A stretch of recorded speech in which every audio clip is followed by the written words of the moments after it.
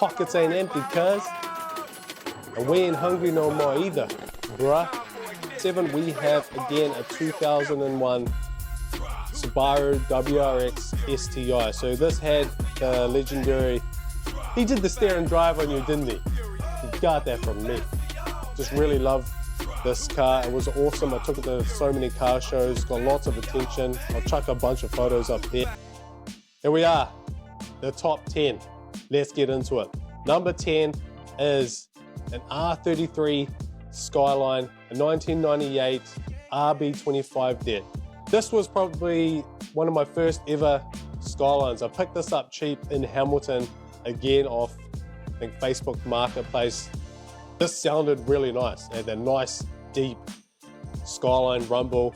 I don't have too many pictures of this one, but it was lowered on really nice 18-inch rims, had the black bonnet and also a different colored bumper. But yeah, this R30 Skyline, pretty cool car. Not my most favorite Skyline. It would probably go 34, 32, then 33. I have owned a few R33s, very cool cars nonetheless. It did sound really nice, it had boosted well, had a few aftermarket goodies on this one, but this was one of my first Skylines. This is the reason it makes it to number 10 on today's list. Number 9, we have a 2002 Subaru WRX STI. This was also one of my first Subaru WRXs. I have owned a bunch of them. This was the version 7 2-litre turbo 6-speed manual. This was a pretty cool car. I went all the way down to Hastings to grab this one. Jumped in the car with a few of the boys. I paid them, I think it was $50 each to drive me down back in the day. And yeah, this had done really low Ks, I think only 90,000 at the time, but this was also one of my first turbo cars and I couldn't believe how quick it was. I'm not too sure if it was running factory boost or it had other aftermarket modifications or not, but it had really good power. It put you back in your seat and I was like, holy shit, this is pretty cool. That fueled my passion for turbo cars as well. It was lowered on adjustable suspension, just on the factory rims. It was the Pro Drive version, which comes with a few extra features on this one, but a really cool car. Love that blue on the gold rims. That makes it to number 9 on today's list. At number 8, we have a 1999 Mitsubishi Evo 6 5-speed manual 2-litre turbo with the legendary 4G63 engine. This was a pretty cool car. Again, I picked this up from Facebook Marketplace, I think for only about 12 or 13 grand. Pretty cheap. This is going for much more in today's market, but very cool car. Lowered again on 18-inch rims, had a really nice kit and boosted really well. They sound so nice, had a nice aftermarket exhaust. Obviously inspired by the rally cars. Evos are definitely a pretty cool performance car. That makes it to number 8 on the list. At number 7, we have again a 2001 Subaru WRX STI. This had the legendary EJ20 motor with the single turbo and 6-speed manual transmission. This was a pretty cool car. I picked it up from a private buyer through Trade Me in Auckland. It was lowered on aftermarket adjustable suspension on 18-inch rims. Looked really cool. Loved the blue on these Subarus, and it was really quick. Again, it was the STI, so it was making more boost and power than versus the WRX Impreza. Awesome car, really cool kit.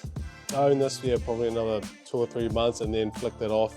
And yeah, really enjoyed this Subaru WRX, and for that reason it makes it to number 7 on the list. At number 6, we have another 2003 Nissan 350Z. This is probably, like I said before, I've owned a ton of 350Zs, but this one is my second favorite on the list. It was lowered again on really nice 18-inch, I think they were BBS gold rims. Sounded really nice. I picked it up, I think it was through Trade Me in Auckland. Again, a majority of my cars I have bought from in Auckland. It is the biggest city here in New Zealand, and for that reason why there's just a lot more cars for sale in Auckland. So I picked this up for about 11 and a half, I think.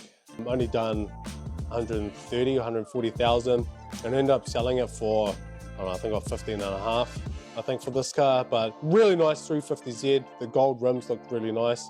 Sounded really good. These cars are legendary for their reliability. They're very popular in the drift world, and the body lines, the sound of these 350Zs make it such an awesome car to own. That makes it to number 6 on this list. Alrighty guys, we're about to crack into the top 5. Starting at number 5 is a 2007 Nissan 350Z. This was a pretty cool 350Z. It had a kit that I actually hadn't seen before and hadn't had on any of my other 350Zs. It had a different spoiler and front bumper that I hadn't seen before, which really made the car pop, and it stood out compared to some of the other 350Zs on the market. It was lowered on really nice 19-inch black rims, was tinted out, sounded really awesome, had an aftermarket exhaust, and definitely one of my most favorite cars. Really good condition, and I loved owning it during this time. That's the reason it makes it number 5 on today's list. At number 4, we have the legendary Toyota Supra. This was unfortunately an auto. I know that might be a bit disappointing to you guys, but hey, nonetheless, it was a 2J Toyota Supra. Unfortunately, it was a non-turbo auto. It did come in a really nice screen. I think I bought this from a guy on Facebook. So I picked it up pretty cheap. I don't know, about 8.5 grand, which is nothing compared to the prices now. But just the fact that, yeah, it had a Toyota Supra, I think this is the only one that I had ever owned. And it was a really cool car. I had this at the same time as another Skyline, and just owning the legendary platform and car Toyota Supra was awesome in itself. Got so much attention when I was driving around, got asked questions all the time. I kept this one probably again about 6 months. It was pretty standard, so everything was pretty factory. It had done high Ks, I think at about 180,000. But these cars can go for ages if they're well looked after. I mean, you got to love the cockpit interior of these cars and the sound of the 2Js. So absolutely awesome. Hands down, one of my favorite cars that I had ever owned. I wish it was a manual turbo, but maybe one day, maybe not with the prices that they are.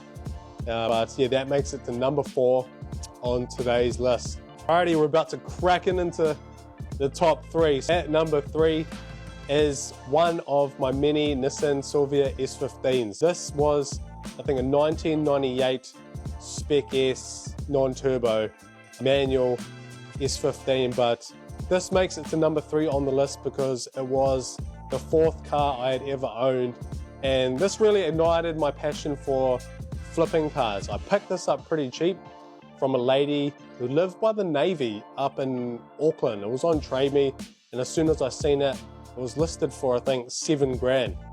And I told my dad, bro, come pick me up, we gotta pick up this Skyline. And he's like, nah, that's way too much. But he was thinking of the S14s. I was like, nah, this is cheap, we gotta go get this car. And he's like, oh yeah, all right then. He picked me up, I went to Auckland, to the Navy base way up there, and she was really nice, great to deal with. And I managed to get this for only $6,700, and it had done, I think, about 170,000 Ks, which is absolutely a steal for a Silvia S15. It did have aftermarket adjustable suspension, which it was suited for, on really nice 18-inch rims. So when I got it, I changed a few things around. I swapped out the taillights. I absolutely slammed it on these rims. It looked really awesome, and I ended up keeping that for about a year. I took it to car meets, I took it to a bunch of shows, and put all my mates in the back, and yeah, I really love this car. This was one of the first real performance cars, or JDM cars, that I had owned. I ended up flicking that off and getting, I don't know, about 13 grand for it. Pretty cool car. Definitely one of my most favorite S15s, and holds a special place in my heart as the 4th car I've ever owned, and my first Silvia S15s. That makes it to number 3. But at number 2 is another Silvia S15 Spec R 2000 6-speed manual SR20 DET turbo. This was hands down the second best car that I've ever owned. I picked this up again from Trade-Me in Auckland. I went and met the buyer, I think it was after work, and he was selling it for I think 12.5 grand. It was originally white, so it did have a white engine bay, which is a bit of a downside, but it had only done, I think, 90,000 Ks. 90,000 Ks for a turbo spec car manual. I actually ended up getting it for 11.5 grand, which is crazy, crazy cheap. And I kept this one for about 1.5 to 2 years. In that time, I went through a bunch of different body kits. I changed the front bumper at least 3 times, I think. I changed the side skirts at least 2 or 3 times, as well as the rear bumpers. I went through quite a few different body kits, had the nice sort of roof spoiler there. And during this time, I did join a car club. I took it to car shows, and I absolutely loved this car. I did get a tune. I had a Link ECU. Was only making about 210 kilowatt. Wasn't making crazy power or anything, but I just wanted to get it running and boosting well. I did have the Link ECU in there, and yeah, I really love this car. It was awesome. I took it to so many car shows, got lots of attention. I'll chuck a bunch of photos up there. But yeah, definitely my most favorite Silvia S15. Like I said, I've owned a bunch of them, but this hands down looked the best, sounded the best, and probably was the quickest, the fastest of all my S15s. But yeah, I absolutely love this car. I didn't regret selling it, but I had to sell it. I needed the funds, and I needed the funds for, take a guess, comment down below what you think my number 1 car is, and I will show you this car in the next video. If you want to go see what the number 1 car is on the list, sorry guys, I had to do it to you. I'm making a special vid on my number 1 car just because it is my most favorite car. I want to do an entire video on it. But thanks a lot guys for joining me on these 2 videos ranking my top 20 JDM cars. I hope you guys have enjoyed it. We're not done yet. You guys need to go in, check out what is number 1 on that list. But thanks for joining me in this video today, and we'll see you in the next one. Pockets ain't empty, cuz, and we ain't hungry no more either, bruh. Hurry up now, put your blouse back on, hater. He did the stare and drive on you, didn't he? He got that from me. You still fight like shit, bro. How about them apples, man? Eject those Cito, cuz.